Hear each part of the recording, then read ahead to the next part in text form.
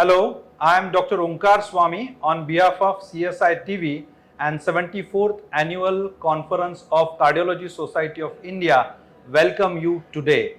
Today with me I have Dr. M.K. Das sir. Sir has been a past president of CSI, also president of Asian Heart Society and also Asian representative of Assembly of International Governors of ACC. Sir has delivered a very interesting presentation yesterday. So this presentation was on digital technology and application of artificial intelligence in management of cardiovascular disease. Sir, now we are talking about too much of digital aspects, and post-COVID it has get a tremendous pace. So you have delivered a very excellent lecture on a very important topic. So our audience would like to know what are the take homes of your lectures and how it will apply into their day-to-day practice. Yeah, thank you, Dr. Omkar Swami, for giving me the opportunity to speak over here in CSI TV. As you know that artificial intelligence is invading all of our life pattern as well as lifestyles. In fact, it has invaded even the toilet, wherefrom the algorithm has been developed to take up the images, take up the various mechanisms so that early diagnosis of many diseases can happen even from the toilet itself. So we can imagine where from the AI is going forward and to at what level. Now, having said this, let me explain some of the things what I spoke in my deliberation about the implication of digital technology and artificial intelligence. As you know that artificial intelligence is a mechanism by which a computer does think in the way a human being thinks. So that's very important. The way a human being thinks, computer is trained to think in that fashion. And not only that, it can reanalyze, it can revalidate, it can also purify its own findings and then give the package which we can use in our day-to-day life. So that's the artificial intelligence. Now, how does it occur?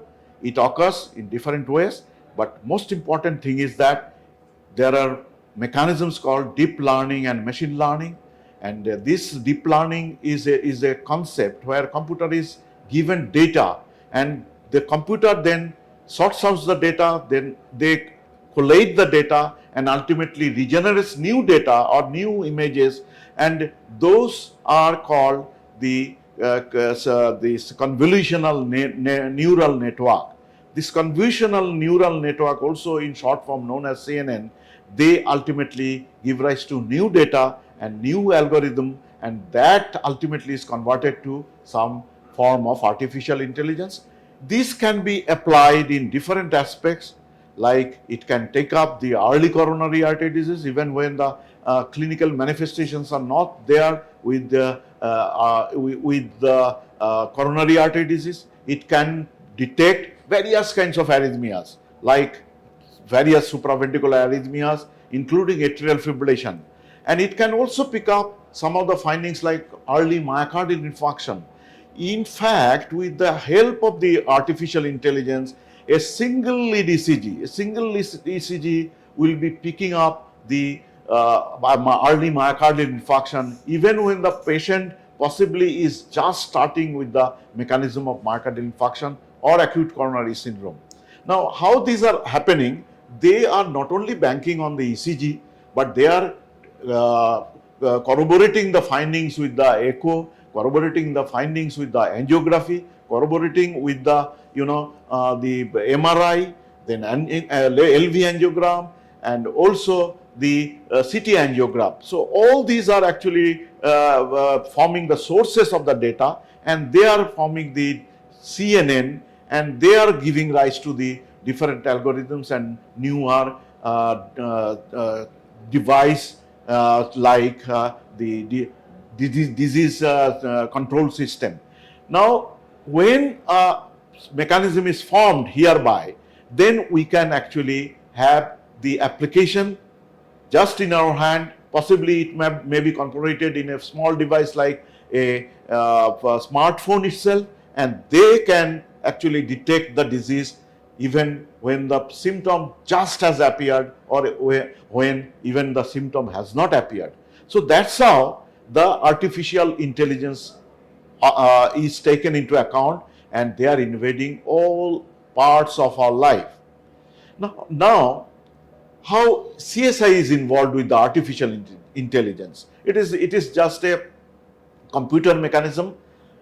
CSI is involved with this because of the fact that India in particular, and also there are so many other countries in the Asian region, including Gulf region and also sub-Saharan region, where the high grade medical treatments and facilities, diagnostic as well as therapeutic, may not be available.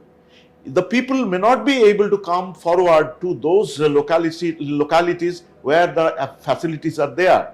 They may not be able to diagnose, and they may just pass off or may have the catastrophe that are associated with the various cardiac disorders. Now what these algorithms or AI is doing, they will be picking up those persons who are having the disease even in the remotest corner with the help of cloud system and with the help of smartphones or with the help of some devices and apps.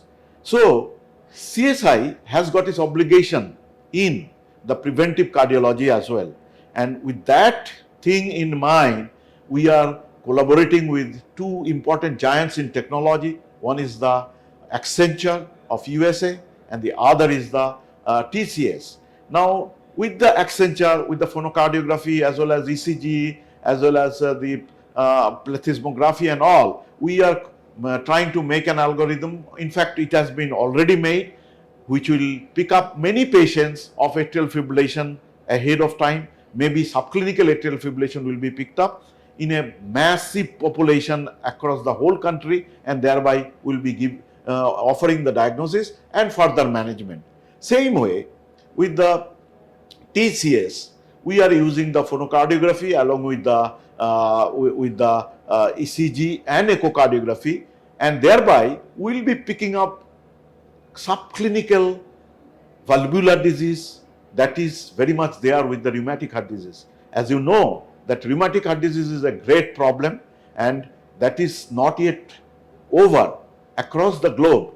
There are many countries apart from India and Indian subcontinent where the facilities for echocardiography may not be available in the remotest corner. So we will be offering those facilities in the form of a sort of stethoscope, which will be picking up the sounds, and they will be corroborating and ultimately will give the diagnosis of subclinical rheumatic heart disease.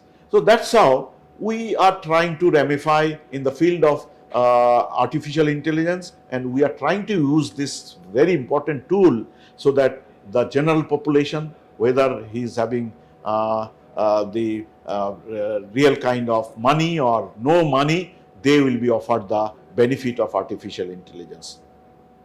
So thank you very much, sir. It is indeed a very interesting to know the CNN and the machine learning and the interactions with the investigations and the wonderful work that CSI is doing along with these big IT giants to reach to the remote area and the patients who are really deprived for the right diagnosis and treatment.